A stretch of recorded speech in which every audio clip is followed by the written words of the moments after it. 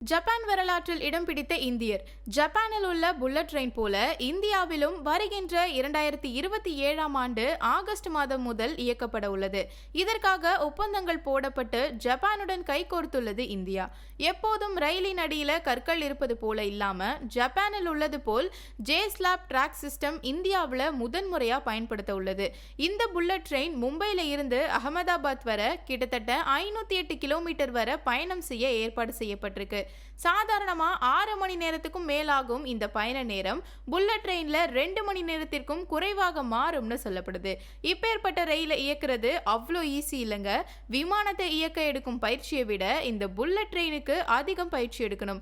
இதற்காக இந்தியாவிலிருந்து 7 பேர் ஜப்பானில் பயிற்சிக்காக அனுப்பப்பட்டிருந்தாங்க.